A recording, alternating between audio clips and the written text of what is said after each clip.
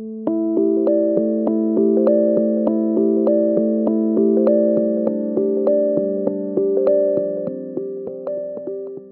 evening, ladies and gentlemen. My name is Devra Davis. I'm the Dean of Engineering here at the University of Melbourne, and it's a real pleasure to welcome you here to the last Dean's Lecture of the year. Today's lecture is sponsored across the Faculty of Science, Faculty of Medicine, and Faculty of Engineering because of its topic. Let me first start with acknowledging the traditional owners of the land on which the event is taking place. That is the land of the Wurundjeri people, and we pay respect to their elders, their families, past and present. So thank you for attending tonight, and given the topic, may I just remind everybody that it may be better to switch off your mobile phone whilst we're in this lecture. You can switch it back on afterwards, that's right. I also would like to remind people that tonight we are videotaping, and so when you ask questions, you're automatically going to be recorded, and we'll take your asking question as also a form of presenting consent with being videotaped and audio taped. Let me just introduce Dr. Devra Davis, who doesn't probably need an awful lot of introduction. But Dr. Devra Davis is a visiting professor of medicine at the Hebrew University, Hadassah Medical School, and also in Turkey at the Ondokus Mayıs University.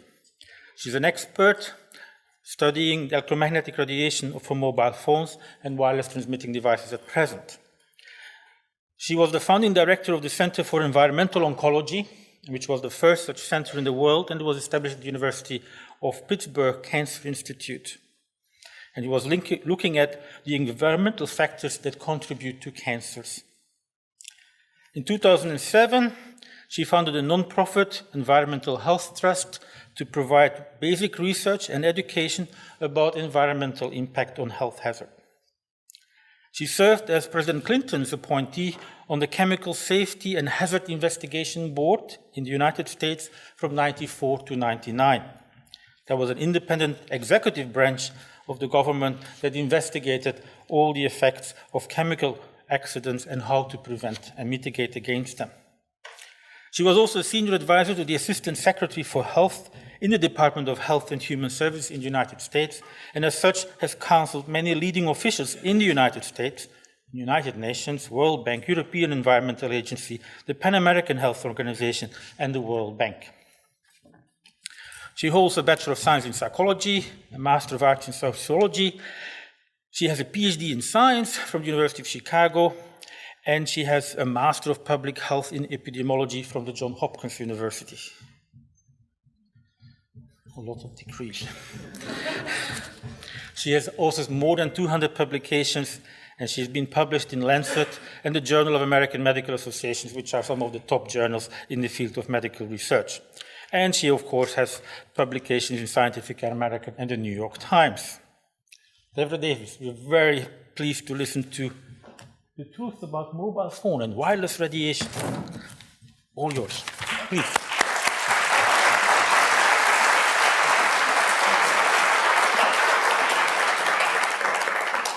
Thank you very much, Dean Mariels. I'm honored to be here. It's a privilege to see so many of you.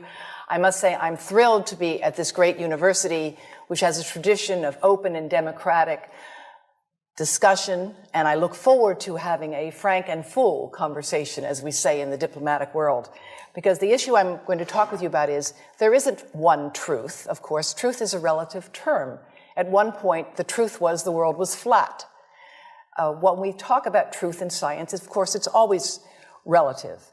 But there are now more than 6 billion cell phones in the world today, 8 billion wireless transmitting devices, more than 50 billion are anticipated to form the Internet of Things, and we have to recognize that we don't know a lot about the public health and environmental effects of this form of radiation.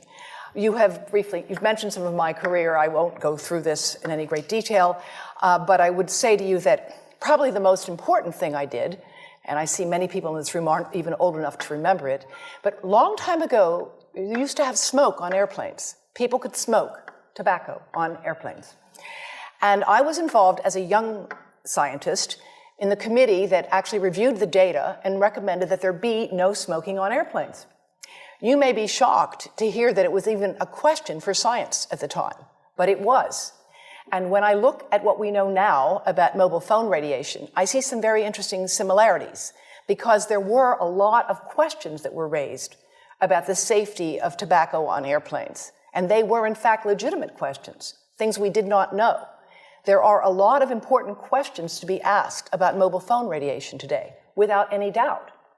But the reality is we're not asking those questions. And with the exception of some researchers here and elsewhere, very little new research is being done in this field.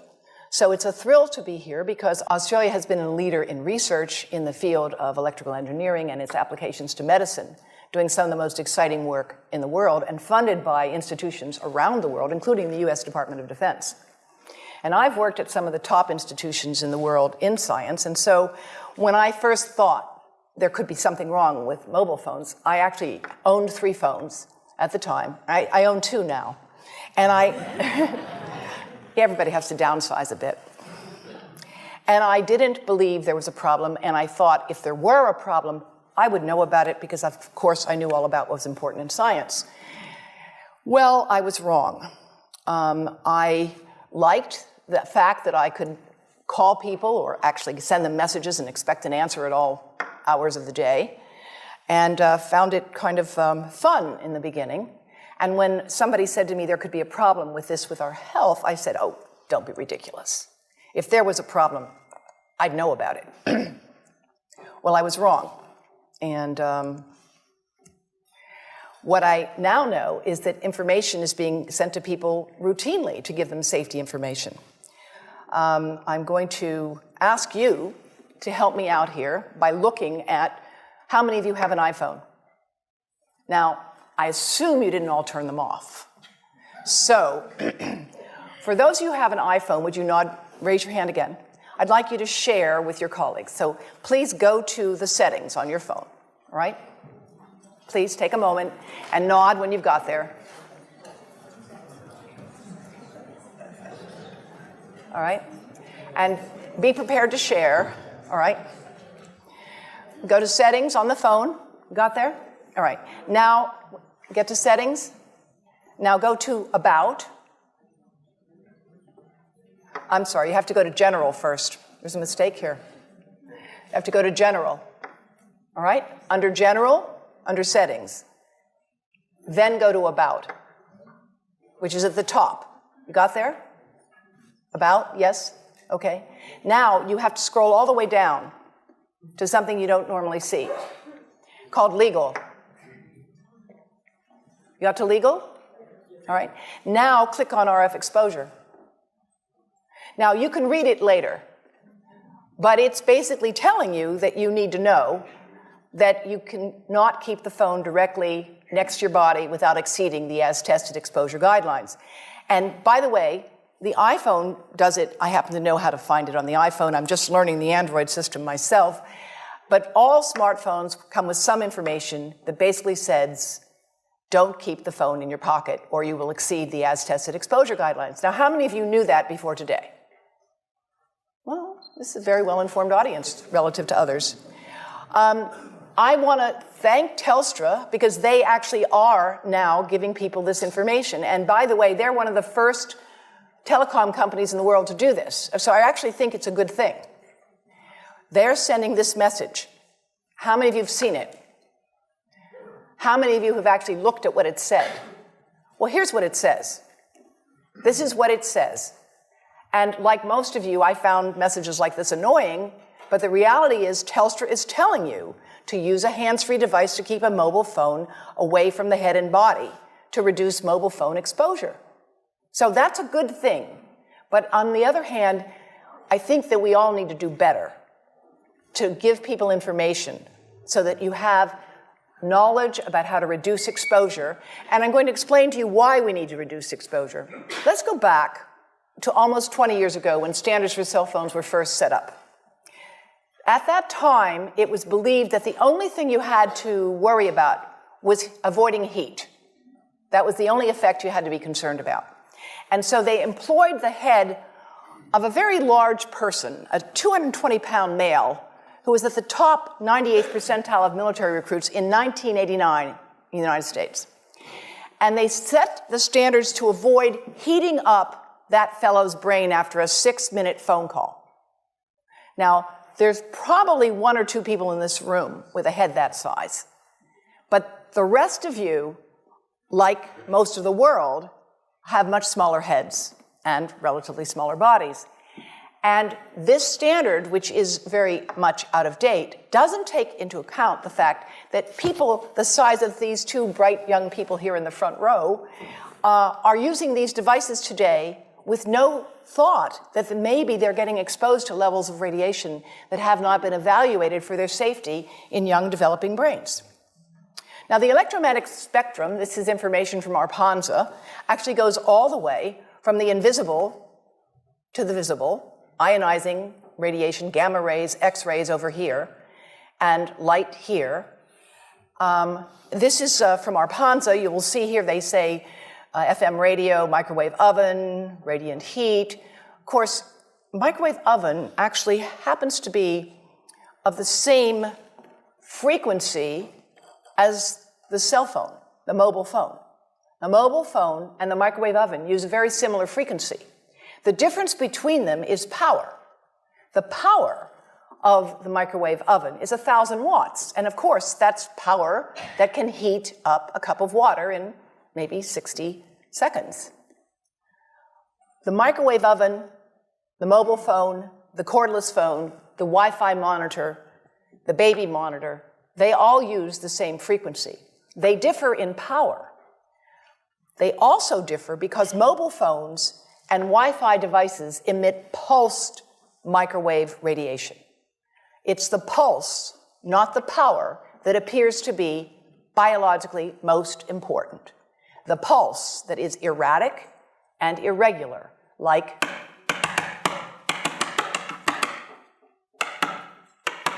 for thousands of minutes a month, for dozens of hours a week, over a lifetime, that irregular pulsed signal may be much more biologically important. And in fact, the continuous wave signals have a lot of therapeutic effects as are being applied in medicine today. This visualization from my colleague at the University of Athens shows you the variation in frequency, in amplitude, in pulse. All of these variables influence the properties a signal have and how it can affect a biological system. This is just to show you what happens in a 4-second mobile phone call. This is power density indicated here. And of course, a phone is on standby, it's not doing too much, but 900 times a minute, it's looking for a signal. It says to the tower, where are you? Here I am. Where are you? Here I am. It's smart. That's how it's supposed to do. Now, when the phone rings, the worst time for you to put a phone right next to your head is when you answer it and say hello, because it's smart and it goes to max power. They're programmed to do that. Max power. Now, it's going to go to max power. You're going to listen, and then it will go up and down and up and down. And again, it's that variation. It's the delta. It's the cumulative integrative dose under the curve over a lifetime of exposure that looks to be biologically important. Now, exposure is a kind of funny thing.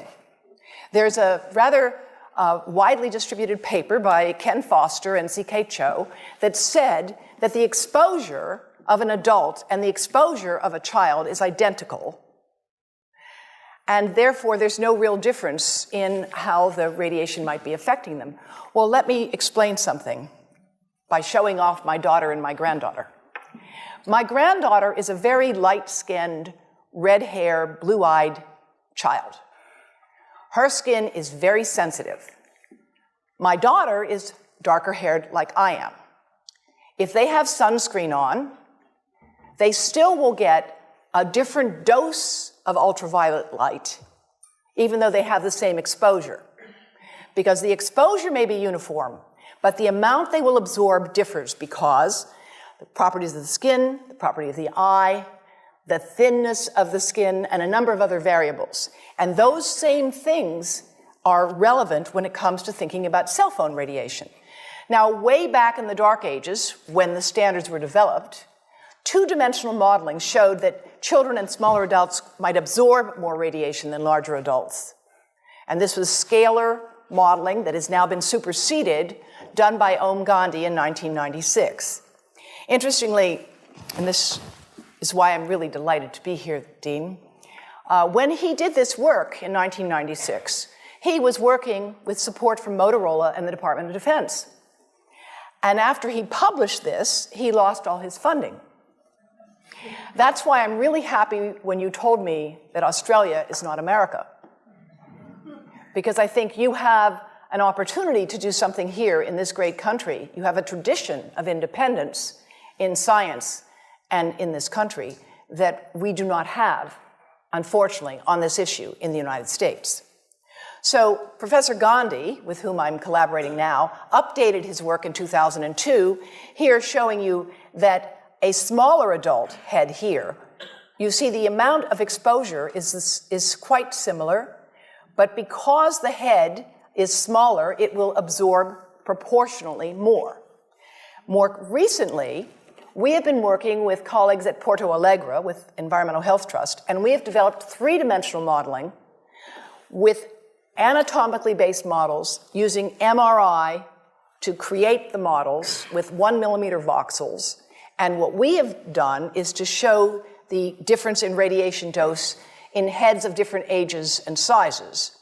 And I'll just show you one example here, coming from our colleagues at the Swiss National Institute of Technology, the ITIS, which have produced some of the most brilliant work in the world in this field. And they have shown here, of course, that there is going to be greater exposure, absorption into a younger head versus an older head.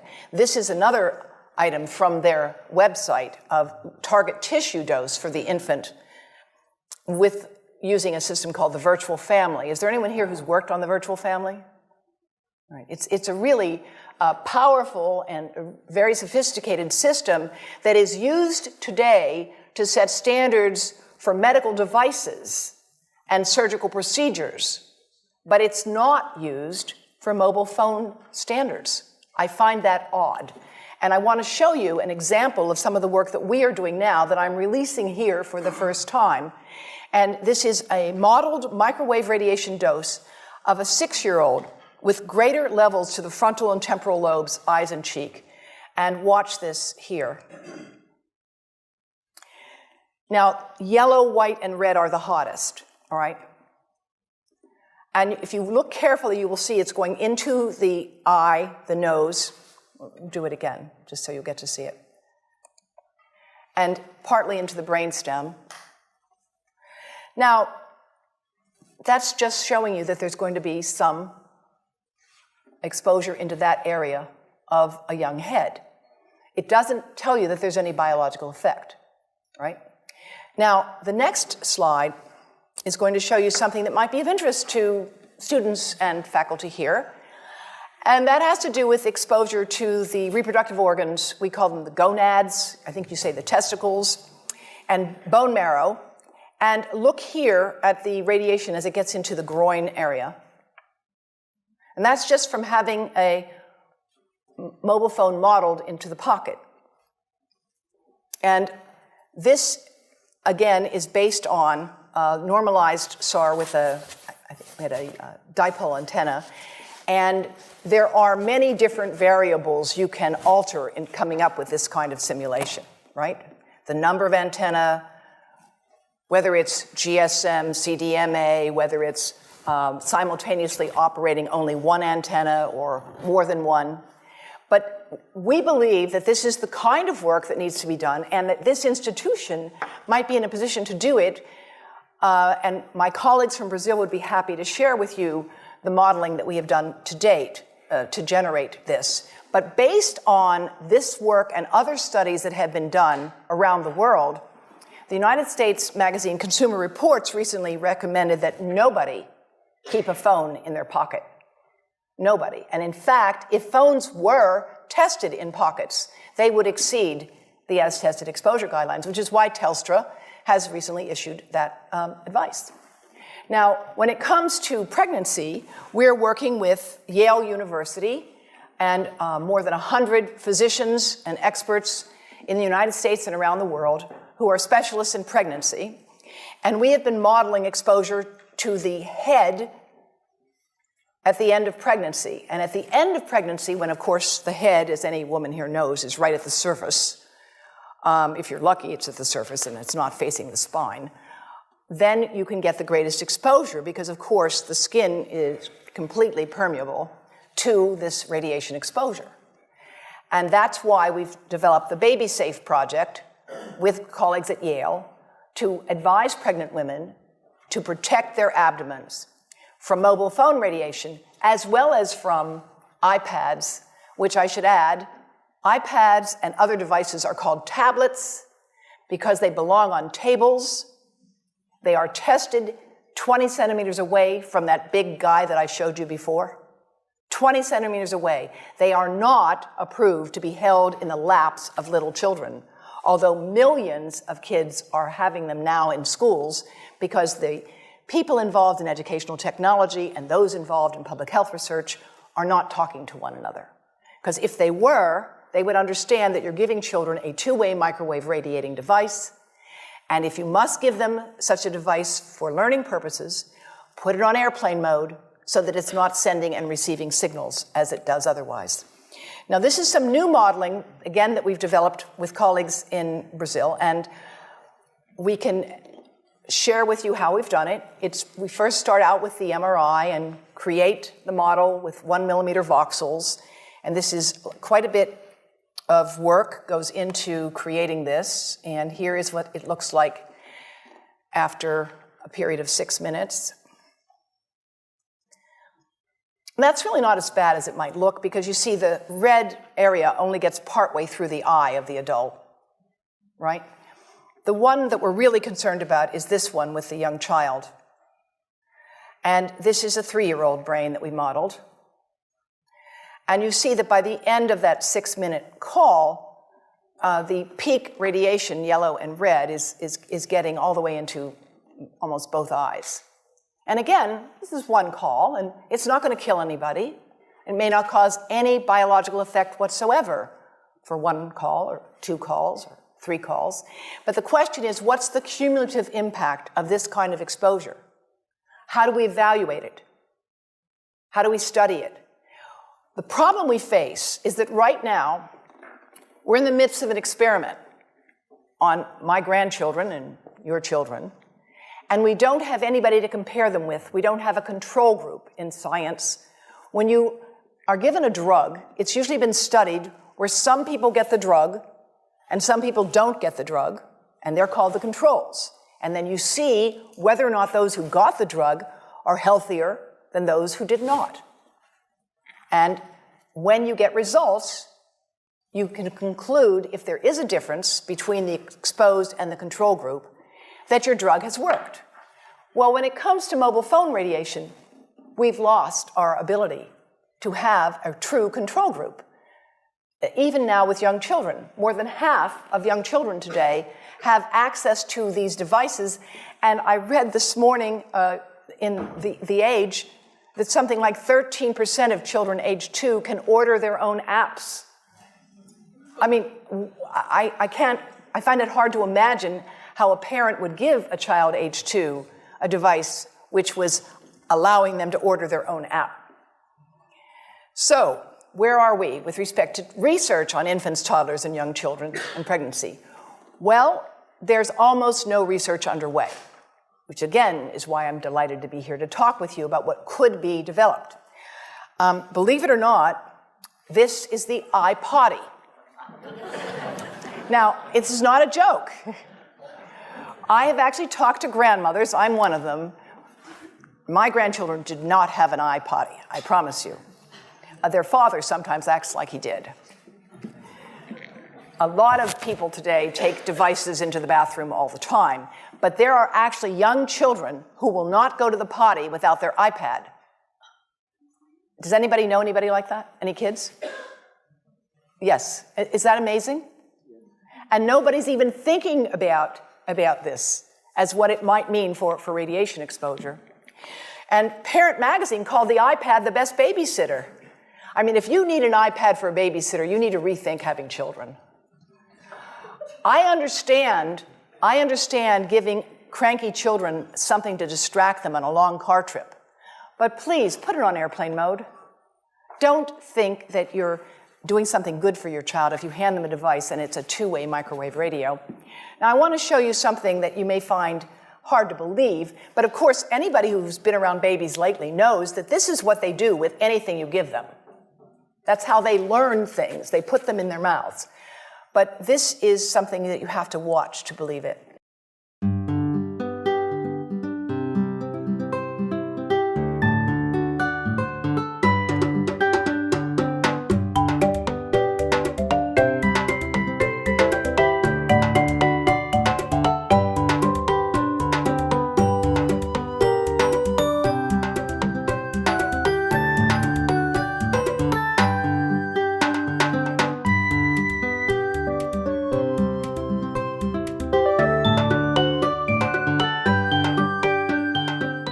NATO may be familiar to some of you, and NATO for years has supported research on radar. Radar, of course, gave birth to the microwave oven. How many of you know that? Okay, the first microwave oven was called a radar range. The guys figured out that they could cook things with radar, and they thought it was pretty cool. They actually discovered it because when guys would be standing on the deck and it was cold at night, they would warm themselves in front of the radar, and if they had chocolate in their pocket, it would melt. So that's how they decided to figure out what would happen if you beamed radar at things like hot dogs and corn, and soon enough that gave birth to the radar range. But women didn't like the idea of cooking with radar. Guys thought it was pretty cool. So they rekindled the name to microwave. It sounded dainty and more palatable, and nowadays a microwave oven is a staple around the world. Experimental studies have been supported by NATO on radar for years, and one of the laboratories they've supported is that of Professor Nesrin Sahan and her colleagues. And the Environmental Health Trust convened an international conference with her laboratory partners and the Ministry of Health of Turkey in 2011, and I want to show you briefly some of the work that developed from that laboratory. This is showing you cellular damage that occurred in animals that were prenatally exposed to mobile phone radiation that was produced by a computer simulating the mobile phone exposure under controlled conditions, right? So, because you can't really get rats to make phone calls. You've got to model the exposure. And what they did is they measured in, these are your controls that you compare things with, and these were the exposed. Prenatally exposed, just 15 minutes a day for 7 days. Not much exposure. But these are small animals, and they grow within 3 weeks. They reproduce. And what they were able to study was changes in liver malonaldehyde, which is a measure of peroxidation, is a measure of damage to the liver, right? So these animals basically had significant damage to their liver if they had been exposed prenatally compared to controls. Now, another group in Turkey has looked at prenatal effects on the brain and the testis. And, you know, a lot of countries, this is a very important research that has been done here. And they looked at counting the number of cells in certain areas of the brain, the hippocampus, which is a critically important part of the brain. And since I see there's a lot of non-expert here, and let me just explain that your hippocampus is pretty important to things like memory, balance, things like that. So studying effects on the hippocampus in animals is kind of a good way to anticipate effects that might develop on intelligence and other things. And they looked at newborn rats after they had been exposed prenatally and compared those who were exposed to those who were not exposed. And they looked at their brain cells, the number of cells, their shape, etc., with established methods for testing this. And this article was published in Brain Research, which is a relatively high-impact journal. And what they showed was that prenatally exposed newborns have basically fewer cells in the hippocampus. Here's the exposed, missing some cells, and here are the controls, which they're compared with. And you can see here that these cells are, there's more of them Here they're more scattered. And in fact, they did another test of memory. Now, how do you test memory in an animal? You don't have them fill out the crossword puzzle. You test memory in an animal with well-established protocols of learning. You teach them to run a maze and get a food reward. And you see how long it takes them to do that. And what they did, it's a radial arm maze. They trained these animals who were starving to get a food reward, right? And after they did that, they then saw how long did it take them to learn this if they had been prenatally exposed to mobile phone radiation. And what they found was that newborns that had been exposed took 3 times as long to find their way out of an experimental maze and made twice as many errors. And this, again, is a statistically valid method for evaluating learning. Now, closer to home, so to speak, between the brain and the testis, studies have been done here in Australia at Newcastle by a fellow who's now the pro-chancellor of the university. And these studies have been done taking sperm from healthy men. And one test tube gets exposed to cell phone radiation, and one test tube is not exposed to mobile phone radiation. And then the results are evaluated. And this is a measure of vitality. We measure how well the sperm swim. This is a measure of motility. This is a measure of mitochondrial DNA damage. They have 3 times as much damage on their DNA if they have been exposed to mobile phone radiation as compared to controls. And now the issue is, why does it take 500 million sperm to make just one healthy baby? It takes a lot of sperm to make a healthy baby. The answer is because sperm don't know how to ask for directions. But they are easy to study. And these research has been done in India, in the United States, at the Cleveland Clinic, and around the world. So many different studies have been done on sperm damage associated with mobile phone radiation that in the 7th edition of the textbook, Biostatistics in Medicine, Stanton Glantz concludes that the evidence linking mobile phone radiation to sperm damage is causal, meaning there clearly is a cause of damage to sperm from mobile phone radiation. Now, we have a lot of uncertainties in this field. The truth is, we have a lot of uncertainties, but not about sperm. There, the evidence has become rather strong, and it's become clear, so clear that the Indian government has issued warnings about this, that clinics that deal with reproductive problems are routinely advising young men to get those phones out of their pockets, recognizing that this is a hidden hazard to healthy reproduction. This is the data from the Cleveland Clinic showing that men who keep cell phones in their pockets the longest have the lowest sperm count. And again, there are many other studies with similar results. So we can debate legitimately the question of brain cancer, and I would welcome an open and honest debate about that question. But when it comes to issues like this, there really is not much to debate. And it's interesting that the research on this issue comes from people who are expert in male fertility, who started to treat men at infertility clinics and noticed that this was a major contributor to their fertility problems. Now, experimental studies have been done also in India to confirm this kind of damage, not just looking at prenatal exposure or early life exposure, but taking middle-aged rats, 70-day-old male rats, that's middle age for a rat, and exposing them 2 hours a day for 45 days to a computer-generated mobile phone signal. And those results show lower testosterone, which is a very important hormone for a male. Men and women both have testosterone, men just need a lot more of it. And also increases of DNA damage as measured by certain enzymes. And the offspring had lower fertility. And this is just to show you, this is a normal testis. You see the boundaries, the cell wall, it looks very nice. And this is after microwave radiation exposure. So there are some pretty stunning images that have been generated in the basic biology literature when it comes to these kinds of effects. Now, the breast. The breast is mostly fat, contains a lot of fluid. Things that contain fat and fluid cook faster in the microwave oven. Now, a cell phone can't cook anything, all right? Mobile phones do not pop popcorn. That was a fraud. They don't make any heat that we know of, otherwise they wouldn't be permitted. But they do go through things that contain fat and fluid.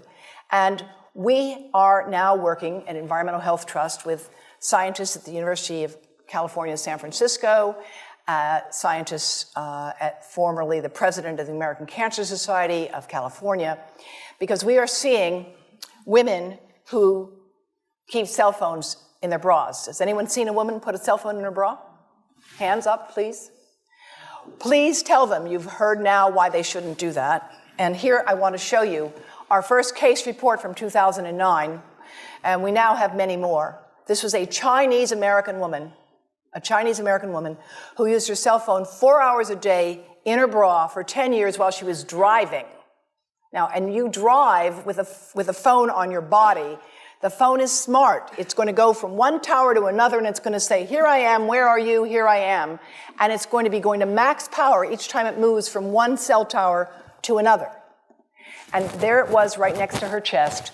And the tumors that developed right under the antenna of the phone. Unusual tumors.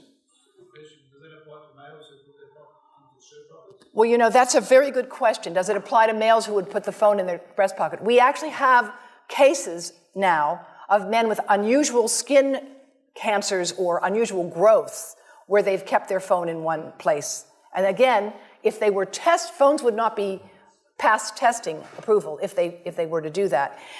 Male breast cancer is very rare, very, very rare. But we are seeing some reports of cases. And here, unfortunately, this is an MRI of a young woman, very brave young woman named Tiffany France. When she was 21, she's now 22, she developed metastatic breast cancer. This is metastases into her chest wall right here.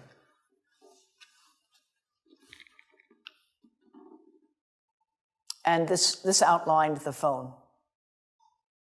And it was subcutaneous, so it's like right under the surface of the skin. It was not deep within the breast. Most breast cancer occurs in women over 50. It occurs in the upper outer quadrant. These tumors occurred right under the antenna of the phone. And now we have 38 of them. Not a single one of them has a family history. None of them has inherited the defects that we know increase the risk of breast cancer.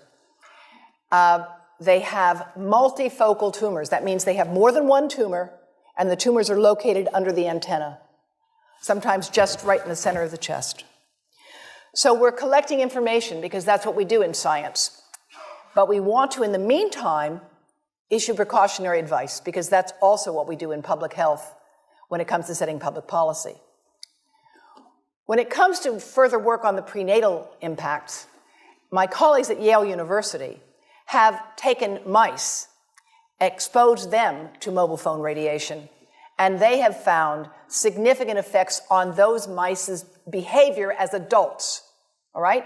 Prenatally exposed mice have hyperactivity as adults. And these are some of the data. They have worse memory, they're more hyperactive, they have more anxiety, but they don't have much fear. It's kind of interesting.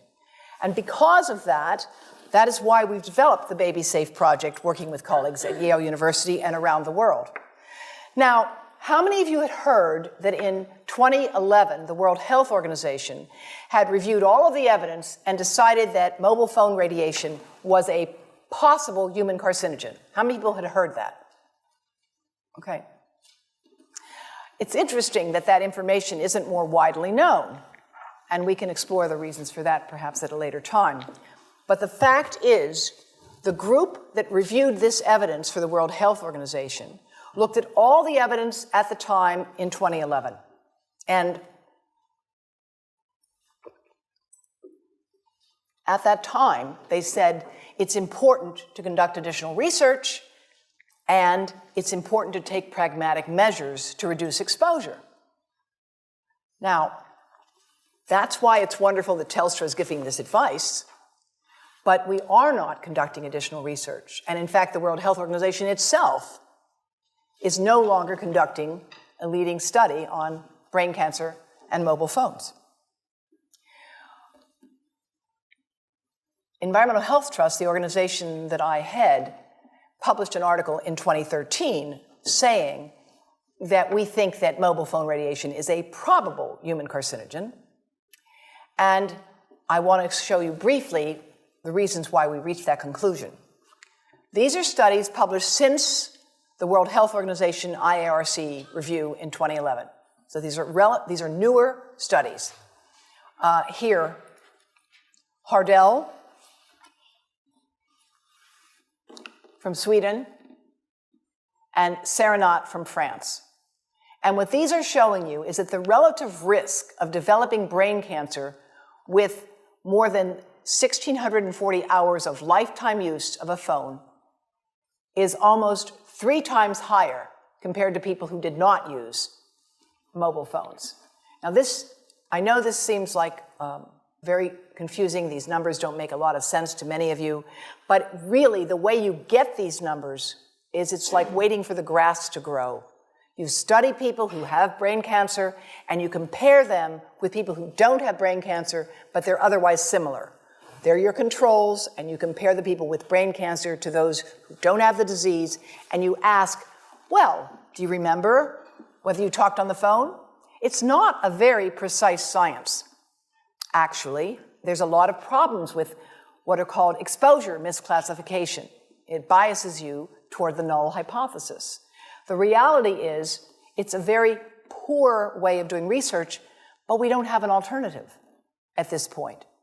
And what we need to do is to get the cooperation of telecom industry to get billing records.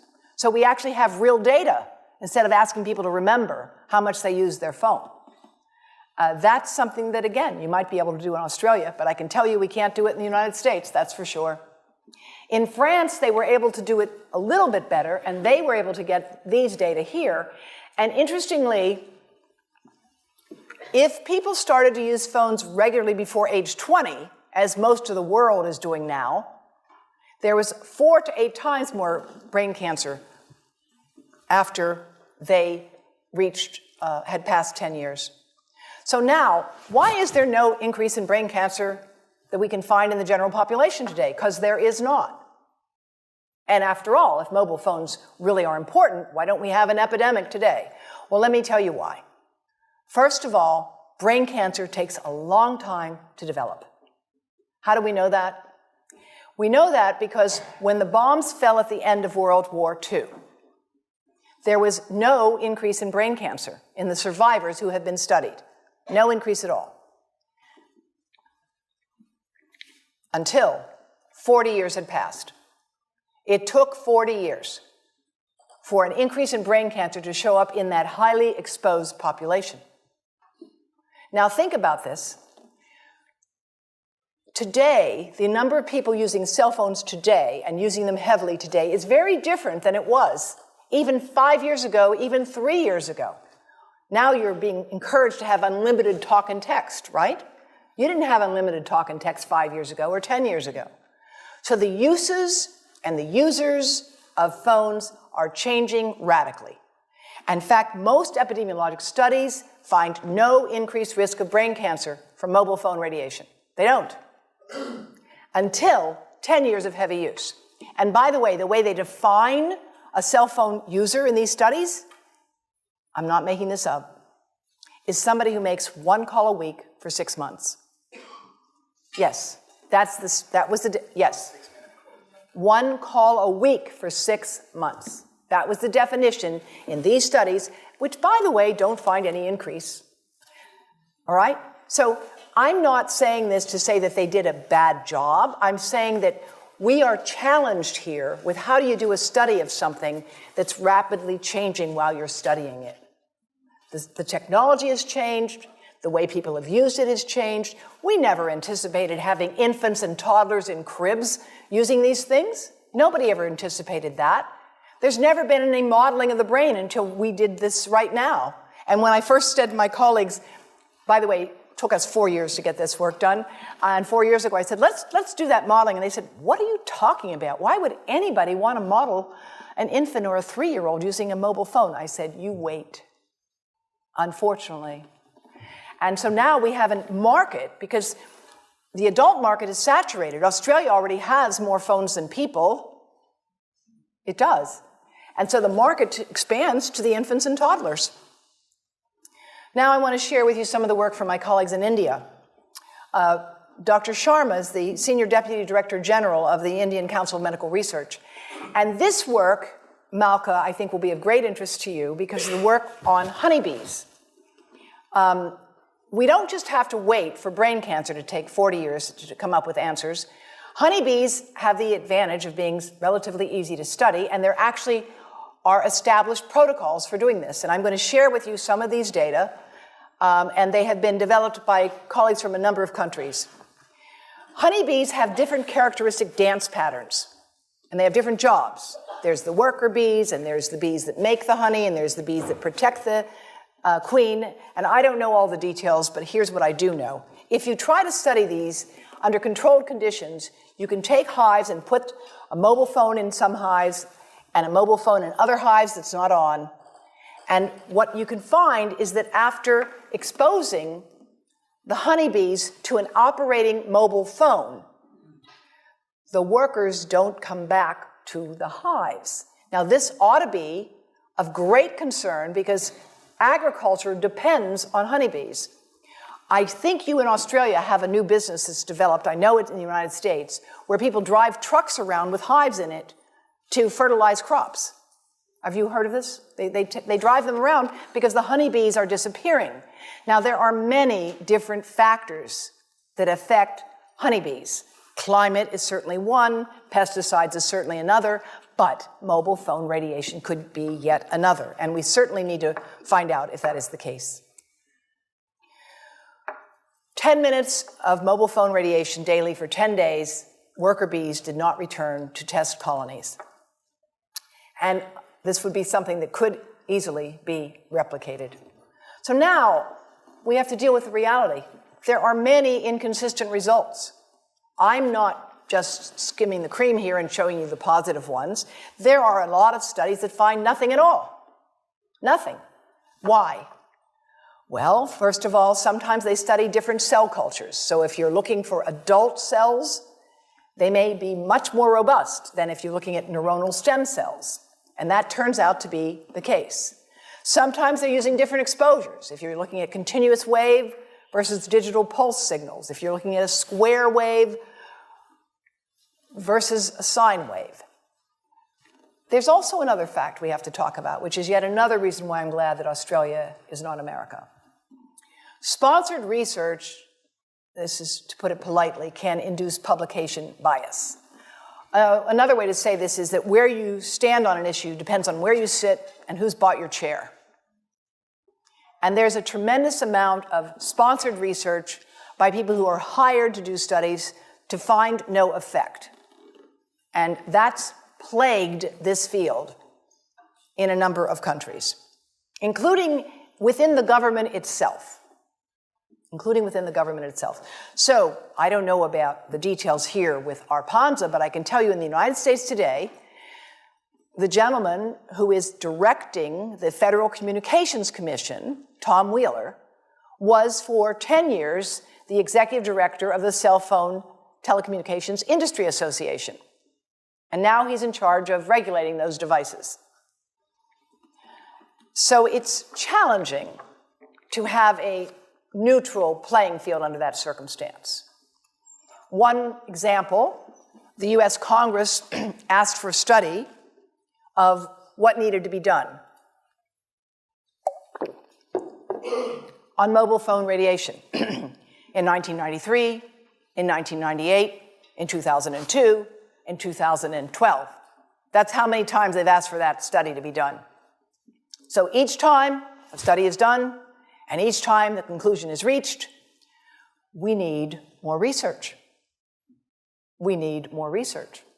Well, that's my bread and butter. Of course we need more research. But if instead of funding the research, all you're doing is calling for it, then it becomes a bit of a smokescreen. So that's part of our challenge on this issue.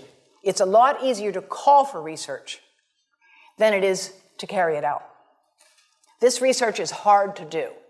It's not simple. There are real complexities to this field. Unfortunately, at least in the past, industry had a very clear strategy.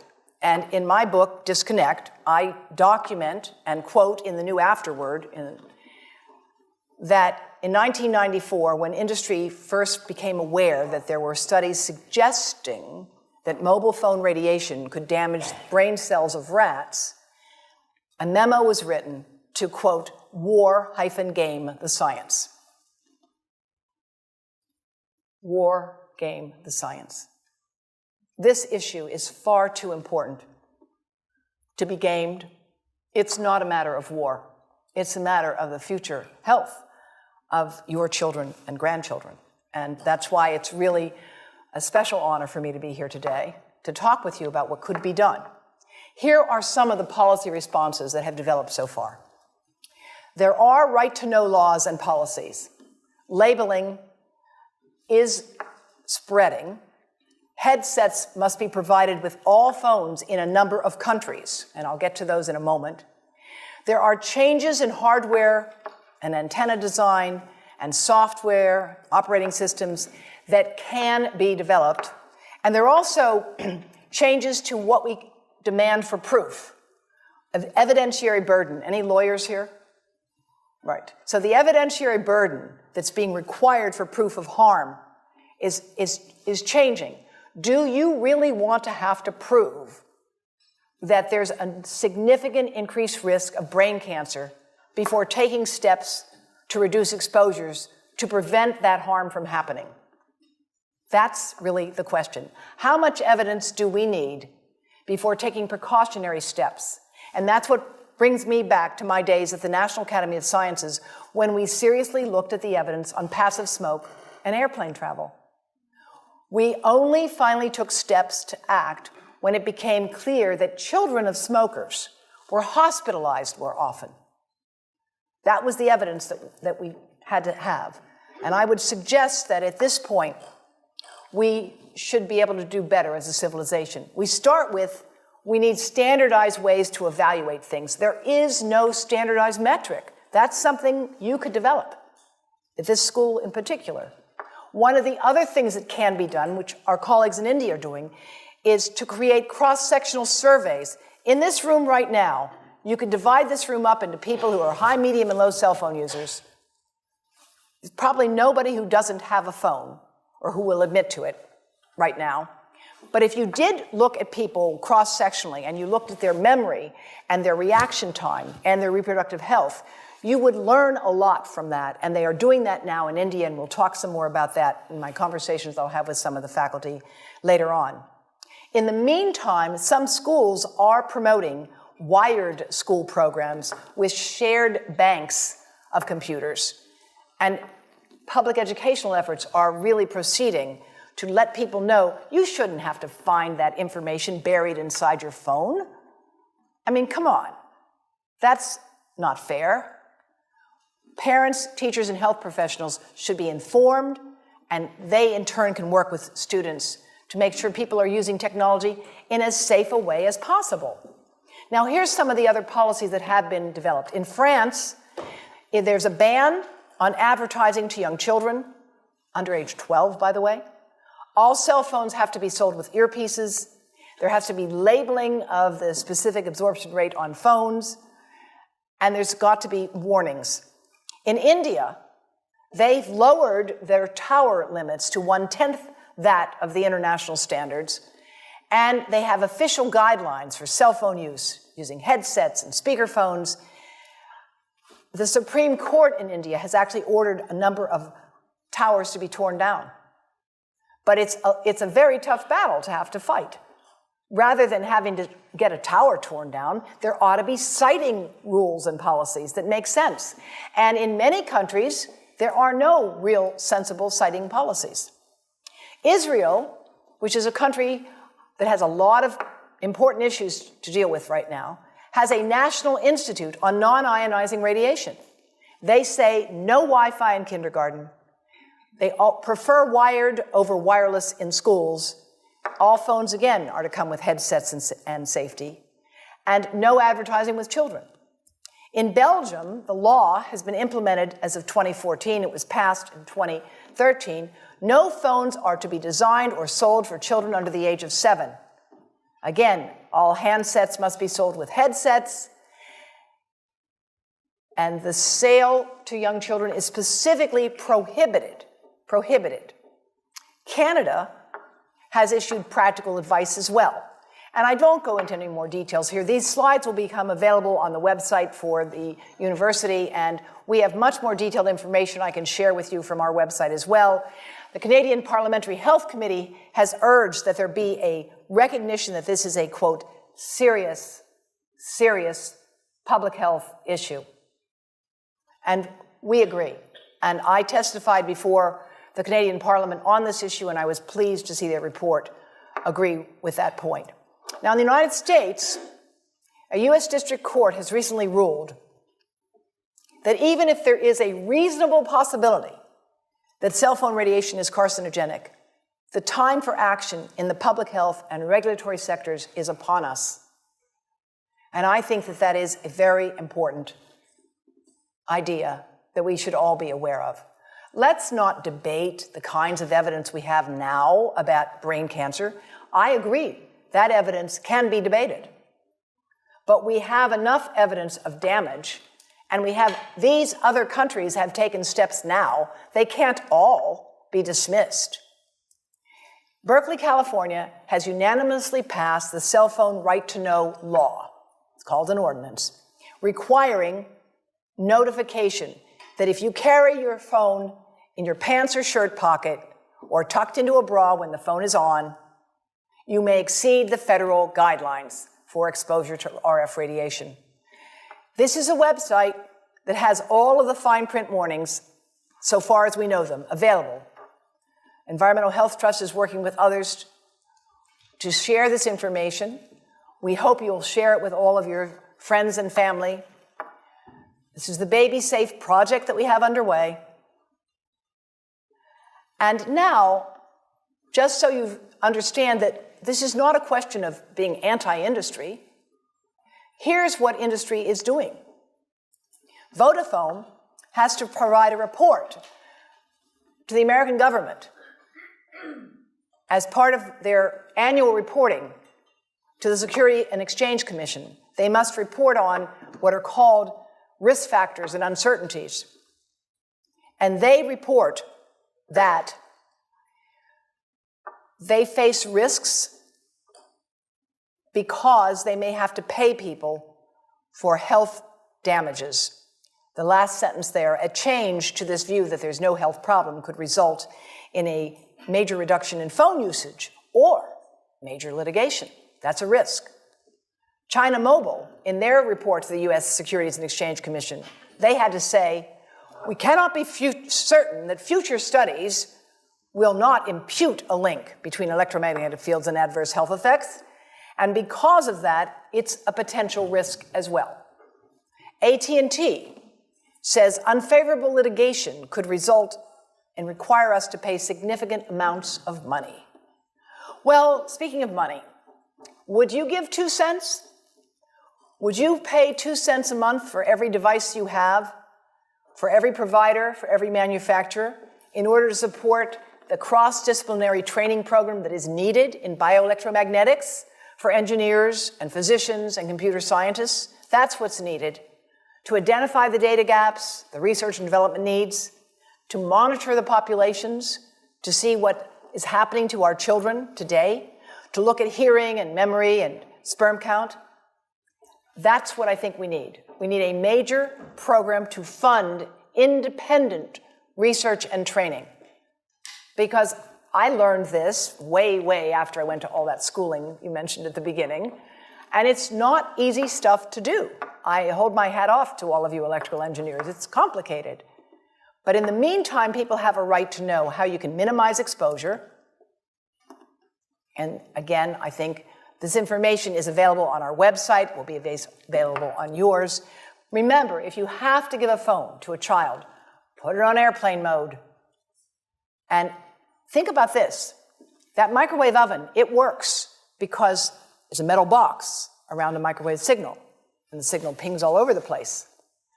Next time you get into an elevator or a train for any length of time, put your phone on airplane mode. Otherwise, that signal is going all over the place, magnifying and coming back. Keep the mobile phone away from you when it's on and you are asleep. Now, it takes a village to do a lot of things. These are some of the people whose materials I've used today with their permission, and I can't read this list to you, but I want you to know that I feel really honored to be working with some of the most talented people in the world on this issue. And they have given me permission to share these materials with you. And I leave you with this thought from Albert Einstein. The world is not dangerous because of those who do harm, but because of those who look at it without doing anything. So, thank you.